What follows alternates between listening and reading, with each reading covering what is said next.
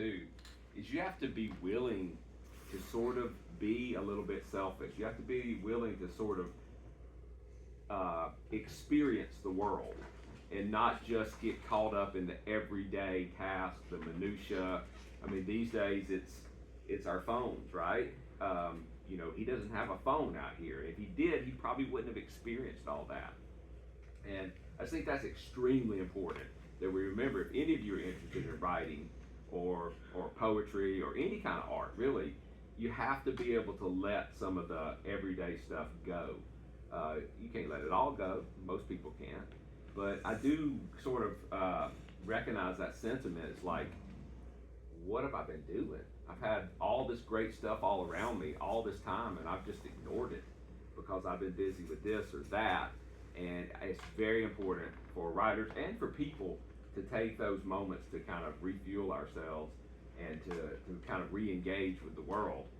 So I just want to start with that. It's one of my favorite poems, and I love it that you picked up on the same thing I picked up on, and I still can't understand how people are getting different things out of that poem, but that's poetry, so it means something a little bit different to everybody. So I'm going to go ahead now and shift on into a little bit more about myself. As I said earlier, Mr. Steele asked me for a bio. I did not mean to kind of overlook that point, but I did, and I didn't actually send anything, so I'm going to try to give you a little bit of a bio. I'm going to kind of start with where I am now and maybe work back a little bit and see how that works. I don't know. So right now I am a retired school teacher, so this is a little bit familiar for me, although I have to say you guys are much more well behaved than my middle school students in public school where I taught 26 years. You guys are great. So yeah, I did that for 26 years. This is my first year retired. I work part-time from home now, and I write. The interesting thing for me is that I assumed once I retired and only worked part-time, I would have all this extra time to write. And frankly, I do. But what I've realized is I don't write any more now than I did when I was working full-time. I actually don't write any more now than when I was working full-time in graduate school, had 2 small kids, and was driving a bus and coaching basketball. The reason I point this out is because if you want to write, you will find the time to write. Okay? I wrote as much then when my life was totally busy as I do now. Now I have this time, but I don't have quite the energy that I used to, if that makes sense. I still write every day, and I still write about the same amount, but I just really don't. I was a little disappointed. I thought I would use the extra time. It just hasn't worked out that way. It made me start thinking about, you always are going to find. You're going to find the time if you want to do it. So I go back a little bit. From there, like I said, I was a teacher. I taught middle school. My wife is also a teacher. She teaches high school. She's at Hoover. I was at Calera, which is a little further down in Shelby County than where you guys are. And she's at Hoover High School. We have 2 kids. They're both in college now.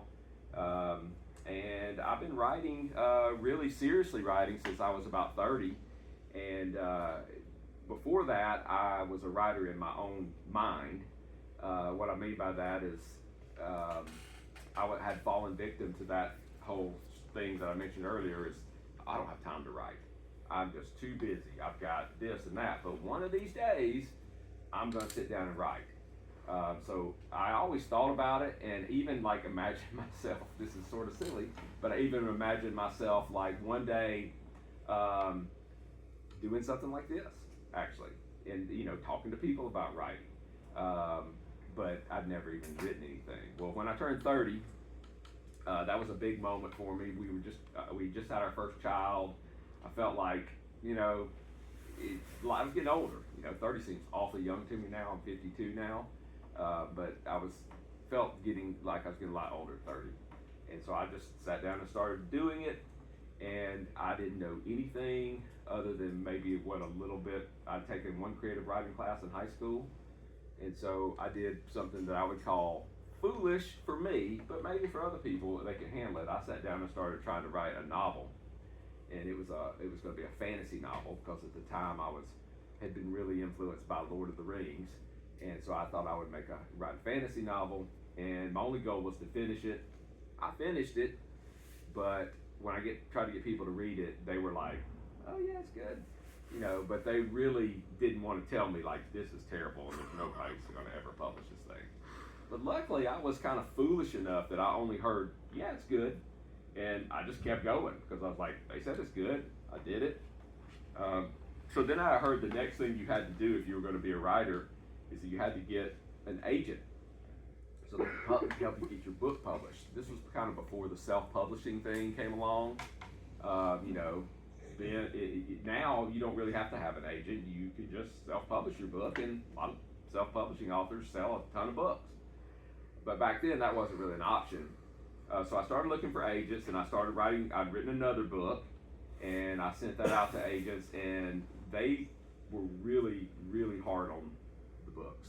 Like I got back one response that said, "I just can't," every sentence I read is just like worse than the next. It was really, really negative. So that really made me want to kind of take a step back. And I took a step back and I started thinking about, maybe I should start smaller. Instead of just stepping out and writing a whole novel and getting it published, maybe I should try something a lot shorter. I found this community online.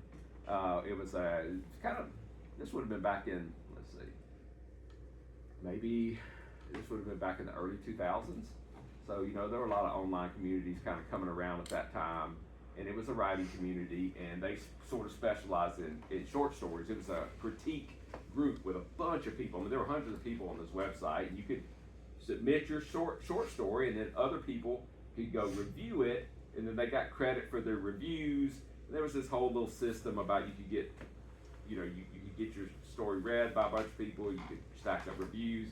I don't remember all the things, but I started that made me finish some short stories, and I got some positive feedback. And it might have been like the first novel when people say, "Yeah, it's good." They might have just been trying to get the review done and type something in, but it was enough for me to keep going. And I found out that I love short stories. And I found out during this time that I had never really read a lot of short stories. I'd always read novels, which is why I wanted to write novels as a kid. That's what I read. So I kind of dove into some more short stories and really learned to appreciate them, and that was so much more manageable for me than a novel. Even still, novels are really hard for me to write because I'm not a very good planner. I tend to work off intuition more than planning things. You can get by with that a lot with short stories because you just kind of have to capture a voice and kind of take it to its logical conclusion. I don't want to make short stories sound easy, they're not. But for me, they were just a little easier at that point in my life. So then I started getting some of those published, and I started doing pretty well with them, and I put a bunch of them together and got a book published of them. This may have been what some of you might have read from. It's Shoebox Trainwreck. It's my collection of stories, and then I wanted to show you, I don't know, I kind of like this cover better, but this was the reprinting of it. It came out a few years ago. And when we say reprints, so like eventually a book will kind of run its course with a publisher, and they'll just say, "Okay, we can revert the rights back to you because we're not really selling a ton of these, anymore. So you can have the rights back to your book." And at that point, I can go and try to sell it to another publisher who's like, "Hey, we could sell that book with a new cover and kind of new marketing and that sort of thing." So it's the same book. It's just it's those collections of short stories. So that really boosted my confidence. This would have been around, I think this came out in 2012 or something like that. 2012. So I was probably about 10 years into it by that point. So I felt like I was, 10 years, wasn't wasted. I got a book in my hands. My next thing was now maybe I'm ready to go back to a novel because I felt like that I had learned to tell a story. And the key thing your teachers will always tell you about stories is a story needs a beginning, a middle, and an end. Well, the thing I was terrible at was the ends because so many times people write the beginning and the middle and then they're like, "You know what, I'm starting a new idea." and then I write the beginning, the middle. I'm gonna start a new idea, and then I never ever got to practice endings. But short stories help me practice endings. So I went at it with a new determination, and this was probably the busiest time of my life. This is when as I talked about, I was working on my master's. I was teaching full time. I was driving a school bus before and after school, and I was coaching. I was coaching basketball, and my kids were little. But somehow, I found the time. I would write during my planning periods. I'd write after I got back off the bus in the afternoons, even if it was just to sit down for 30 minutes.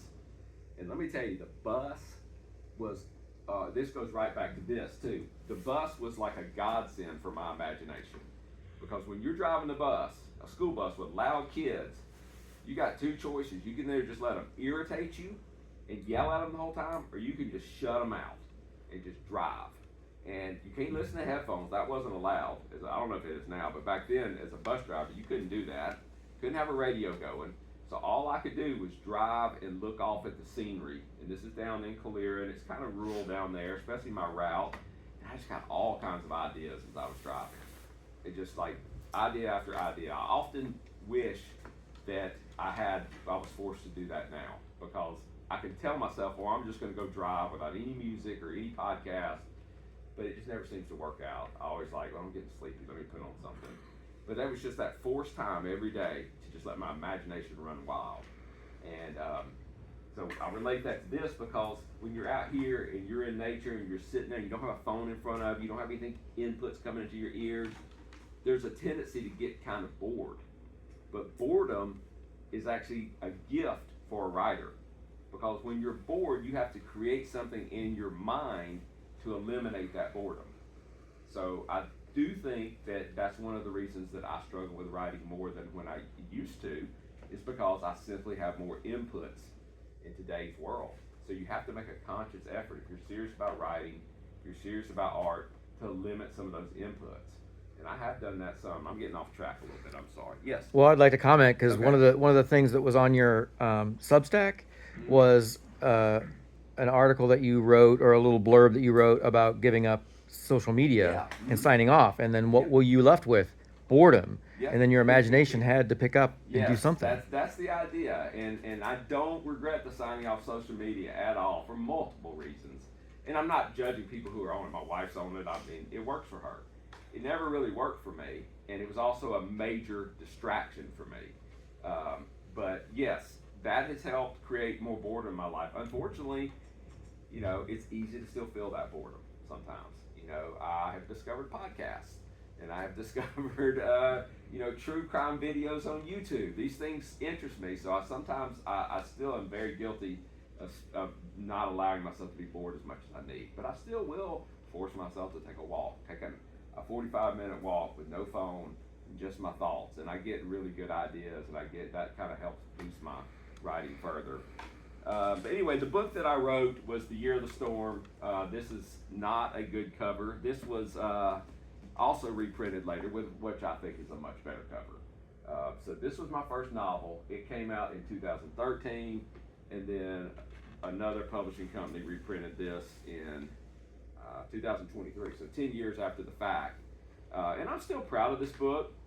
I don't think it's like my best work, but it was definitely something I'm proud of, because I just worked so hard on it, and I did not give up, and I saw it through to the end. So after that, and I don't know, this might have been on my Substack too, or I can't remember what I was on there, but I really hit a rough patch in my writing. I kind of felt like when this came out that I had it made, okay? Despite the bad cover, this was like a really big publisher that published this.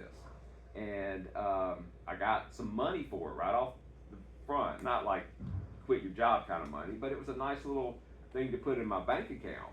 And I thought, and I skipped the part, I did have an agent by then. And I was like, yes, I'm going to make it, whatever that means.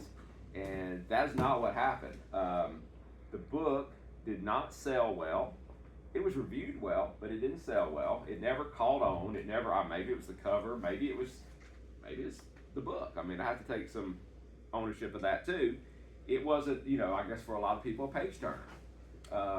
But and then in 2015, so this is a couple years after that, I was trying to write another book that was also set in Alabama, and it was actually named Tuscaloosa, which, you know, after the city that you guys know. And it was kind of a crime story, and I couldn't sell it anywhere. My agent was sending it out to people, and we kept getting rejections. And essentially, it came down to, we kind of finally just asked, you know, what's the deal, to some of the editors, and they were like, well, the sales record of that first book is poor, and his name, John Mantooth, is now forever linked with that sales record. Maybe not forever, but at that time it was very linked to the poor sales. So you have to look at this from Barnes and Noble or Amazon side of things. Mainly Barnes and Noble would be the key thing here, is they have to decide which books to buy from these big publishers to put in their stores. Well, they bought a lot of this book when it came out because it was from a big publisher, and like, why not? But then these books sat on their shelves. So they're not likely to take a chance to buy a lot of my next book with this name on it, because they're like, oh, we got burned on him once. So that was when my agent and I decided that it might be better to try with a new name. And so the next books, this was a series of books. And if you ask me, I think this is my best book. And it's under Hank Early was the name that we settled on. And I know, it's kind of corny, cheesy, but that's what we settled on. And this is Heaven's Crooked Finger, and it's the first in a series. It's a crime novel, not really horror, although it has some elements of horror in it. So it appeals to people who kind of like both, I guess, even though I wouldn't say there's anything overtly like when you think of like grotesque or like, I guess it is kind of violent. But anyway, it's got elements of both. The next one, so that was the first one. The second one's In the Valley of the Devil, which is one I also liked a lot. And then this third one is the last one, is Echoes of the Fall. And I decided after this last one that I didn't want to write any more books in the series because I was just sort of burned out on that world. Like I feel like I lived in it for 3 books. It's sort of set in the mountains of North Georgia. It's a small town. There's a lot of kind of religious imagery. The main character is a private investigator whose father was a minister, sort of a rural minister up in those mountains, and he had some really, really strict ideas about religion. And his church did the snake handling, and they just had some really crazy stuff going on. And that was good for a while, but I kind of just got tired of that, and I wanted to write something new. And this would have been around 2019, 2020. And that's when I went back and I wrote another just straight horror novel. And this is the last thing that I have had out. And this is Holy Ghost Road. And this came out in 2022. So I'm in a little bit of a dry spell right now. We're about to hit 2025 and I don't have anything coming out. But this is, like I said, it's more straight ahead horror. It's set also in Alabama. So I've got some books set in Georgia. The rest of them tend to be set in Alabama. And this is about a girl who is on the run from her stepfather, who is, I guess I've got a theme here, but he's sort of a local preacher, but he's actually a very dark and kind of twisted man who has this facade of being this good guy, but she knows the truth. And she basically has no car, she has no phone, and she's kind of like in the backwoods trying to get away from him, trying to actually get to, this is, some people kind of compared to Little Red Riding Hood because he's the big bad wolf, and she's trying to get to actually her grandmother's house. But anyway, that's kind of an overview of my books and my, I guess, sort of my bio. Let me see what else I've got as notes here that I want to mention. So I wanted to point out a few things that I've learned just through my journey. And I just wrote a couple things down. And the first thing I would say as a writer, and I don't know, I'm just kind of seeing eyes out here. I feel like some of you, I'm sensing, might be into writing. Some of you maybe not, and that's totally fine. Everybody's got their thing, but as a writer, it was tough for me to learn, but I think I have learned it, that it's okay not to get it right, that on first drafts, you know, you're just gonna have to live with a certain level of messiness and sloppiness. And I see that really clearly because I'm in a writing group. I've been in lots of writing groups, but the one I'm in now, you know, we read each other's stuff every couple weeks, and I see the same thing from them. You know, it's not going to be right the first time. So as soon as you can accept that, or the sooner you can accept that, I think it will help speed you along, because you have to. Some writers have to get over some perfectionistic tendencies, like everything has to be perfect. I don't think it can be. Okay, I don't think it ever can be. So you have to understand that. And right along with that, I would say that revision is king. Everybody does the revisions differently, though. So my thing is, I revise as I write. And so the book I'm working on now, I started it probably over a year ago, and it was a totally different iteration with some of the same characters, but they were kids, and there was a lot of different dynamics, and I wrote about 50,000 words on it, and I said, you know what, I don't think this is it. And so I started it over. I had learned some stuff from that draft. Started over using the stuff that I learned, and I wrote again. And this time I got maybe 30,000 words in, and I was like, I still don't think this is it.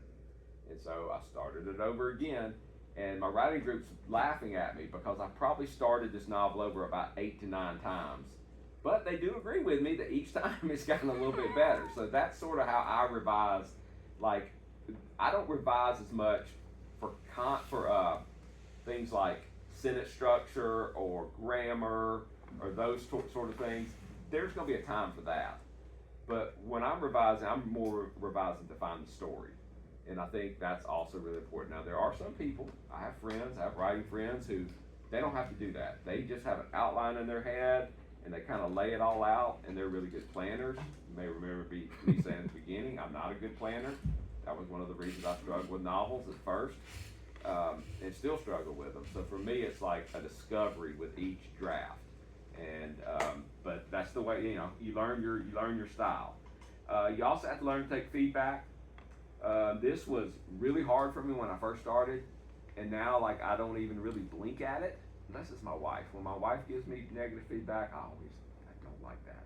I want her to like everything I write and not say anything negative about it. But anybody else, it's like, okay, because I've learned to realize that there might be something helpful in what they're saying, and if there's not, it's still okay, because that's one person's opinion. Okay, and that's one of the things when you publish something and you start to read your reviews online, you have to learn that. You have to realize that not everybody's going to like your work. There's going to be somebody that hates what you wrote. There's going to be somebody else that loves what you wrote. You got to learn to kind of weed out the truth between those two extremes and take what you can use when you're getting feedback. And that goes along with my fourth tip. Sometimes you got to know when to reject the feedback too. Being in multiple writing groups, that's something I've learned. Sometimes the feedback might work for their story, but it's your story. And you gotta say, you know, thank you, I hear that, but I'm gonna stick with it this way. I've done both. I mean, I've taken feedback, I've learned to reject feedback, and it's never personal, at least it shouldn't be. Speaking of writing groups, I mentioned the one that I was kind of in, the online one. And we kind of formed a smaller cluster within the big community. There were about 5 or 6 of us, and it's interesting. This was back in the mid 2000s, like 2005, 2006, when we all kind of formed. And there's only 2 of us who are still really, really writing. So that's the other thing that I always told myself is I can't fail unless I quit. That's the only way that I'll ever actually, in my mind, think that I failed as a writer, is when I give up and stop trying. And so that's easy for me to do because it's something that I feel very driven to do. I swear I'm wrapping up, guys. I just want to make sure I'm not missing anything here.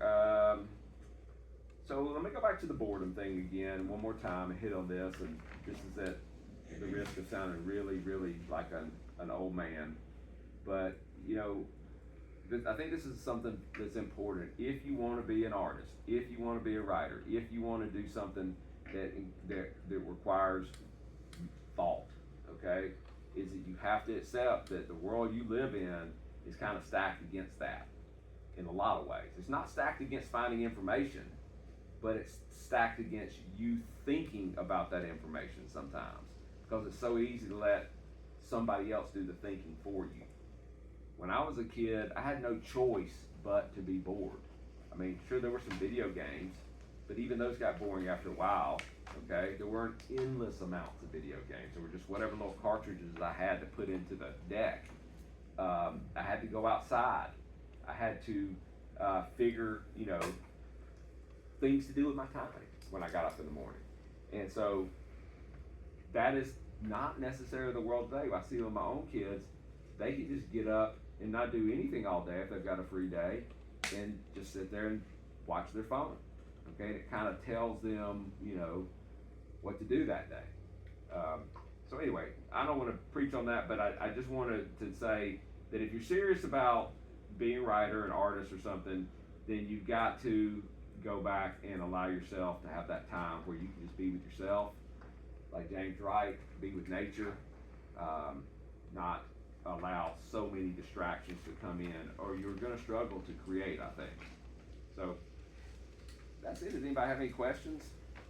I mean, one of the things I was watching an interview of Brandon Sanderson or whatever. And one of the big things that he talked about is like originality and how he always worries about that, and you know where he's taking his inspiration from, and how that was a big problem with him. And I'm wondering if that was how it was a problem with you and how you dealt with that.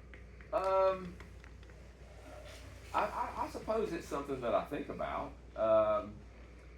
But I would, you know, he writes fantasy. I would think that would loom. The fantasy is such a different genre in the sense that it's just like everything kind of goes back to Tolkien, and like so as you're sitting down to write, you're like, I gotta do my own thing. So I would think that might be a little different for him, but it's certainly something that's on my mind. I won't say that I worry about it too much because I don't. I feel like that what I'm doing is for the most part, I mean, it's certainly been done before, but I guess I just don't think about that much. I feel like that would be an impediment for me. It's one more impediment that I don't need, because I don't have Brandon. I mean, Brandon Sanderson, you know, he's so talented, he can produce so much, you know, he's got more of a luxury to worry about that than I do. I just want to get stuff out that people are going to read. Anybody else? Yeah. What is your connection with the horror genre? Why is horror your main genre? Is there any story behind your correlation to that? A little bit. So first of all, I'll say that's what I liked to read the most as a kid. I was a huge Stephen King fan, and right along that came the crime genre too. My dad was a reader that had very similar tastes to me, and I remember choosing stuff from off his bookshelf at a really early age, and him allowing me to read it, and it was kind of a bonding thing, so that probably helped. But I also got a thrill of telling ghost stories to my little sister and my cousin. This was sort of a tradition when we would go to my grandmother's house and we would be kids. They would both get quiet and say, tell us a story, and that made me feel so good. It made me feel so good when they would just listen to me and I could scare them, and it just gave me a thrill. And so I guess I've been sort of trying to reproduce that all ever since. Although I would say, interestingly enough, I don't think my books are the kind of horror that you're going to read and say, oh my gosh, that was scary, I couldn't sleep. They're more the kind of horror that just kind of deals with questions about darkness and about violence and that sort of thing. So I think that's what got me interested, was the storytelling and reading Stephen King, and then I just sort of took it from there. Yeah. What's your favorite book? I always tell people, and I guess this is still true, the only book, you know, a lot of people just love to reread books. I've never been one to reread books. I'm like, why would I reread a book if there's some other book that I haven't read? But there is one book that I just had to read again, and that was a book called Watership Down. Have you ever read that book? Yes. Yes. It's about rabbits, but it's fantasy. But it's about talking rabbits and I don't know. There's been movies and cartoons and stuff, so y'all are probably familiar with it. But I read it when I was about 12, and I loved it. And then I read it again when I was about 30, maybe 35, to see if it was still good, and I still loved it, even probably in a different way. I even appreciated it more. So I guess I'd probably still say that's my favorite book. I also really like a book by Stephen King called Different Seasons.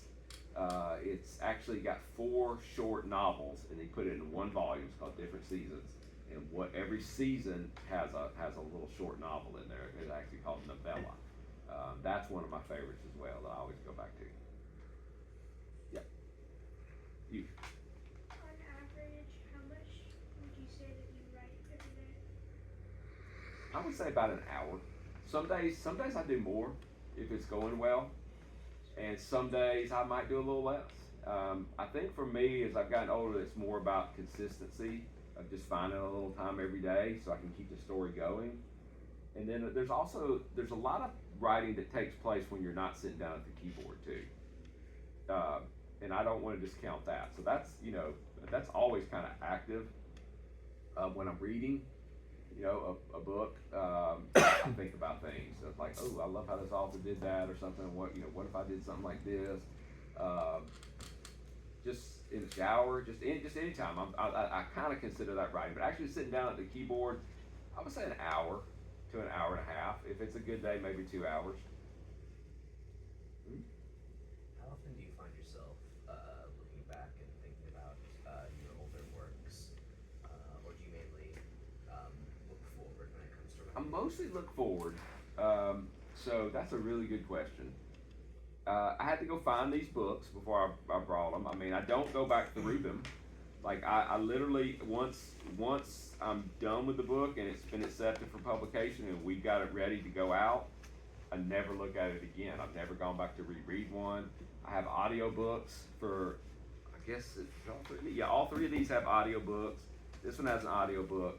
I've maybe listened to like a paragraph of it. 'Cause I just wanted to hear what the guy sounded like. And I just didn't want to. So yeah, I tend to, and maybe it's the same idea as like, why would I go back to something when there's something new?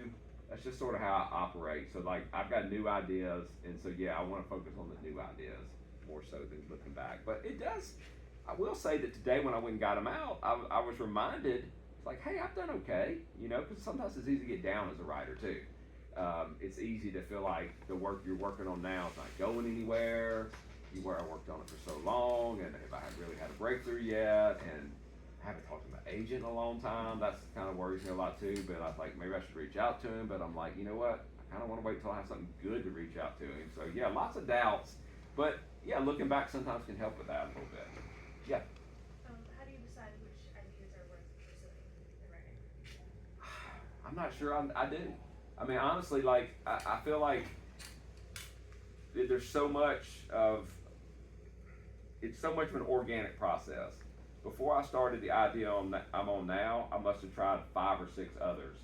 And it just at a certain point, I realized, it's just not working. I'm not getting that feeling, Sometimes you get a feeling of like, yeah, this kind of has legs, and this is something that I could see meaning something and working, and so it's very intuitive for me. And so again, I think that wastes a lot of my time because I'm not very good at analyzing those things, and I tend to pull them more intuitively.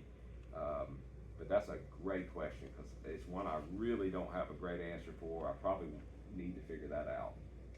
how to fixate on a better idea and stick with it. Yes. So you said you read a lot of Stephen King. I've read a couple of his books. Do you think you use his writing, your writing, anything you learned from him? I think there's a heavy dose of Stephen King kind of in The Year of the Storm. I would say that it was very influenced by the book I mentioned, Different Seasons. Particularly one of those stories in there that had a huge effect on me is called The Body. And it was actually made into a movie called Stand By Me. And that, a lot of people, I say a lot of people, but people have compared this book to The Body because it's very much of a coming of age story about a kid and his friends, and they don't find a dead body like in that story, but they deal with some sort of weird stuff and kind of haunts them the rest of their life, that sort of thing. So yeah, I think more thematically I've drawn from King than maybe as writing style. I'm not sure anybody can imitate his writing style, because for me it's just so, when he's on, it's very instantly engaging, and it just, like, you get into the character's voice so easily. I wish I could do that as well as him. I certainly, would love to, but yeah, I pull from him more thematically than trying to like imitate his style or something like that. Are there any other of his books that kind of stand out to you? I mean, all the classics. Like I love The Stand. I love The Shining. Pet Cemetery. Misery is a really good one. I think there's something a little underrated that I haven't mentioned by him. Yeah. Have you read, you may have not because it's banned, I'm pretty sure, but have you read Rage by Stephen I King? have, yeah. The story she's mentioning is another one of his novellas, short novel. It's called Rage. I did read it back when I was a kid. It was in a book called the Bachman books. He wrote a bunch of, sort of like I did. Well, no, not really. He was totally different. But he wrote under another name too. That's the similarity. He wrote under Richard Bachman, and they had put out sort of a compilation of 4 of his short novels called the Bachman books. Rage was in there, The Long Walk. The Long Walk and Rage. I think one called Road Work, and the other one was about a game show, but I don't remember. Anyway, they were all good, but Rage was, the reason it's banned is it was about a school shooter, or a kid, if I remember right, maybe took his classroom hostage with a gun. Have you read it? And I don't remember if he actually shot anybody or not, but it's just, I don't know if it's banned or Stephen King just said, I don't want think he this. took it off the Yeah, I don't shelves. want this published anymore. He didn't want to encourage anybody with the way things, because this was kind of, he wrote that before it was a thing, before that was like happening around the country. So yes. You mentioned that at least in the 2 books you mentioned there's a lot of religious imagery in them. What inspires you the most when writing? Is it religious imagery, or is it something? Well, I think I am inspired by religious imagery because I grew up in a more fundamental, strict kind of environment that I am not in now. But it just, when you grow up in that, it kind of casts a shadow over your life, and you don't really,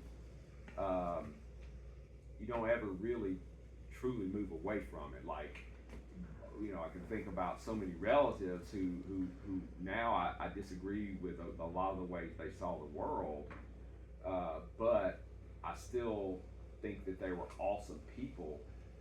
And so it's like, I guess I'm kind of drawn to that dichotomy between, a philosophy that I've come to disagree with in a lot of ways, but yet they still gain something from it. So I just think, I won't say that's the thing that influences me most, but it was certainly on my mind for these 3 books, particularly The Heaven's Crooked Finger. The other 2 got away from that a little bit more, but this was just one I just felt like I needed to write about that, because it's exaggerated in the book.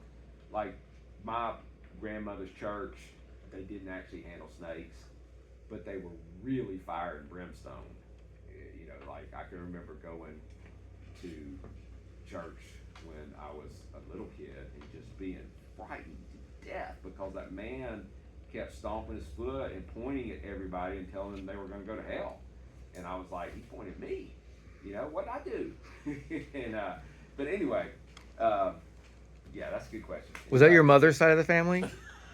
Was that your mother's side? Yeah, why is that? Well, the reason I say that because when I read on Substack yesterday about how your father said we're going to go to a rated R movie, but Yes. don't tell your mother. Yeah, that's exactly. My father was very much, he held firm. He wouldn't even go to church with us because, and my mom was, she was gradually in her life kind of moving away from that too, but she was still very influenced by it. And this is more about my family than y'all need to know. Let's go on to another question. Anybody else got anything? Fine if you don't. Yeah. How much time do you read your books in a day? Like I said, once I turn the final manuscript in, 0. But that might be because you're in the editing stage. Like, let me see if I can walk you through it. So, I'm working on a book now. The way it'll go is when I finally get the book finished, I'm going to send it to my agent. And I know my agent pretty well. He's like extremely tough. He's going to come back and tell me everything that's wrong with it. He's not going to say anything positive about it, except for maybe, this might work or something like that. I mean, he's not going to, and I'm just going to probably feel a little crushed. But then I'm going to, a couple days later, I'm going to go and look at his suggestions again, and I'm going to go through and I'm probably going to reread and rewrite a lot of stuff. And then I'm going to send it back to him again. He'll probably still have stuff. So there'll be a back and forth between my agent and I, where it's basically like I'm rereading the book a lot and changing the book. And then at some point he'll say, okay, I think we can go out with this now. And then he'll send it to editors, and the editors that show interest, let me take that back. There may be some editors that show interest and want a revision. Like, we like it, but could he do this or could he do that? So then I might go do that. Eventually, if we land with an editor that says, yes, I want to buy this book, then the editor and I, the agent steps out, and the editor and I go to a back and forth where they're suggesting things. And sometimes they're worse than others. This book, the editor back and forth, it was just like, wow, can it be this easy? She was like, I think it's pretty good. Let's go with it. But I realized why now is because my agent and I did all the work on this one. Like, he was so tough on this book. I think he saw potential in it, and he just over and over, we kept going back and forth on it. So by the time it got to that editor, it was pretty well done, and she didn't have to do very much. But then this editor on this book was crazy. Like, so many revisions. This is my first novel. I didn't know what the heck I was doing. And she was basically like, just helped me so much. It was her first book too, so that was a weird thing. She was a young editor, so this was both of our firsts there. But any other questions? To extend a little bit on Ben's question, he was talking it was about religious imagery, and I'm wondering, just like, is it all just from that, from your upbringing, or do you like go out and specifically try and find something, or how do you do that? I think most is from my upbringing and just, I mean, when you're in the South, I think there's just a lot of that around. And I also like to read a lot of Gothic, Southern Gothic, and a lot of times that's almost inseparable from religion. So, yeah, I think it's all around, but I don't seek it out. I think it's just my upbringing and then what's all around us. I always used to find that great Southern writers came from great storyteller families, right? We love to tell stories in this. Yeah, that's true. That's true. I know. Any other questions? You guys have had really, really great perspective on questions. Yeah, I really appreciate the questions and the attentiveness. Yes.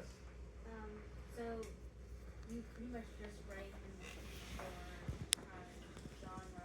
Do you like in other forms like art, TV? So you like watching? Yeah.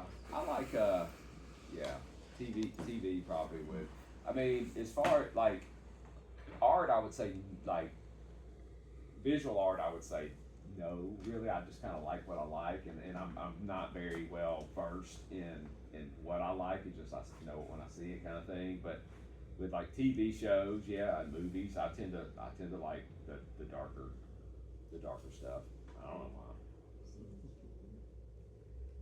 Don't think I've seen that one. Is that on Netflix? It's on Hulu. The Killing. Okay. There's so many. There's so many. Yeah. There's kind of like a documentary show that gets into the cable business. Have you seen Yellow Jacket? I have seen that. That's pretty good. Yeah, I've enjoyed Yellow Jackets. Mr. John, thank you so much Thank again. you for having me. Last time you came for storytelling and told us one of your Oh gosh, no, I'm not Stories. ready for that. Well, perhaps another time, but I know that we do have a small collection of your books. But if anybody is interested in reading one of Mr. John's books for next semester, I know Mr. Patrick will be giving some instructions regarding that. We'd love to do that because they can give you some perspective as well. Yeah. Yes, absolutely. All right. Well, thank you so much Well, again. thank you guys. Yeah, this is a real Appreciate pleasure. it.